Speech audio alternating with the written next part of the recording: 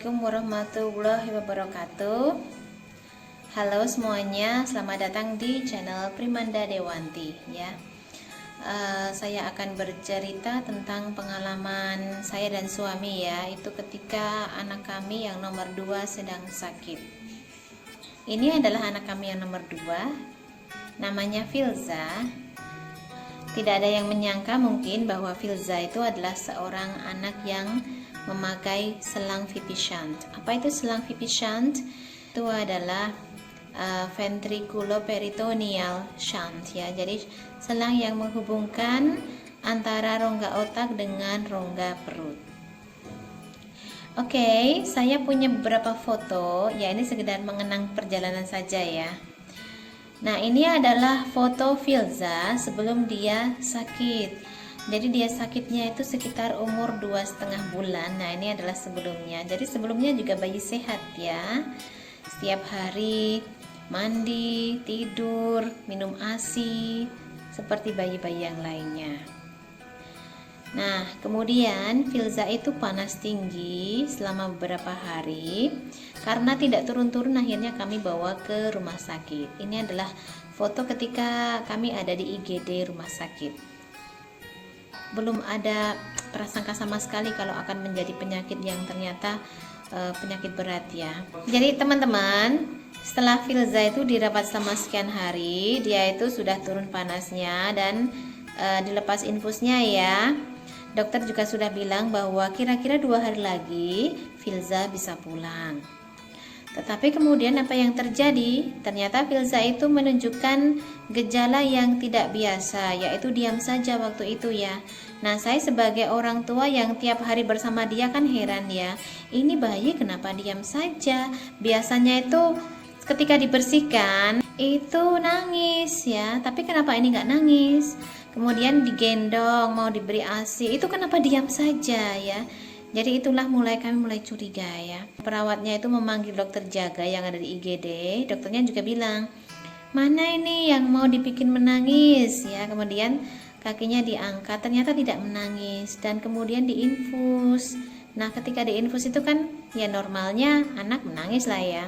Tapi itu tidak menangis. Ada alarm dalam diri saya yang berbunyi kring gitu ya. Ini ada kondisi yang tidak biasa. Nah, kemudian Filza dibawa ke Piku. Sampai di Piku itu dia itu kejang di sana ya. Jadi kakinya itu sudah biru begitu ya. Nah, untungnya kejangnya itu sudah sampai di Piku ya. Jadi sudah dalam kondisi alat-alat terpasang ya. Jadi semuanya bisa terbaca. Filza diperiksa dengan CT scan dan hasilnya itu ternyata ada perdarahan otak. Nah, karena ada perdarahan otak ini, kemudian saya ditanya apakah bayi ini pernah terbentur atau sering digoyang-goyang. Ya, setahu saya tidak pernah terbentur ya.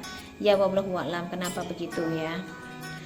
Ya, kami berkonsultasi dengan dokter bedah syaraf dan akhirnya memang diputuskan bahwa Filza ini harus dioperasi di bagian kepalanya. Ketika mendapatkan penjelasan dari dokter bedah syaraf, kenapa begini begitu, itu ya kami langsung tanda tangan di surat persetujuan operasi ya, karena menurut kami ya itu adalah langkah yang paling logis untuk dilakukan. Ini adalah foto ketika Filza itu dibawa ke ruang operasi. Bayangkan wajah saya seperti apa waktu itu ya. Oh, sudah tidak berwujud ya, mata saya sudah sendu, sangat-sangat tidak merasa ingin apa-apa gitu ya, cuma ingin anak saya sehat gitu aja. Ini adalah foto setelah dia habis dioperasi. Nah, dioperasi itu kan tujuannya untuk mengeluarkan cairan ya, tapi ketika dioperasi itu nggak ada cairan yang keluar. Kenapa? Ternyata nanah yang ada di kepalanya itu sudah mengeras. Nah, jadi kami harus menunggu beberapa hari supaya ada cairan lagi, dan cairan itu kemudian diambil untuk diperiksakan ke laboratorium. Foto Filza beberapa hari setelah operasi ya. Jadi setelah operasi itu kan dia disuntik antibiotik dosis tinggi ya. Ini adalah dia itu sudah berangsur-angsur pulih ya, sudah tidak panas lagi. Oksigennya sudah dilepas dan NGT-nya juga sudah dilepas. Dia dipindah ke bangsal. Nah, di bangsal ini kan pemulihan gitu ya. Justru waktu di bangsal ini dia menunjukkan sebuah gejala lagi, yaitu matanya itu sunsetting ya, sunsetting mendelik ke bawah gitu. Apa ini? Kenapa seperti ini? Ya, kemudian saran beliau adalah supaya Filza itu diperiksa lagi dengan CT scan lagi. Jadi dia itu sudah kondisi tidak panas sebenarnya, infeksinya sudah berlalu. Di rongga otak itu ada cairannya ya. Nah, kenapa bisa terjadi? Karena lapisan pembungkus otaknya itu kan sudah terinfeksi ya, seperti balon itu kan sudah lengket gitu ya, kalau saya membayangkan itu. Jadi cairan itu harusnya itu bisa keluar lewat salurannya, tapi ini udah nggak bisa karena salurannya udah macet, jadi harus dibuatkan jalan lintasan. Nah, oleh karena itu kami memutuskan untuk tanda tangan untuk persetujuan operasi yang kedua, yaitu memasang VP shunt dari rongga otak ke rongga perut ya.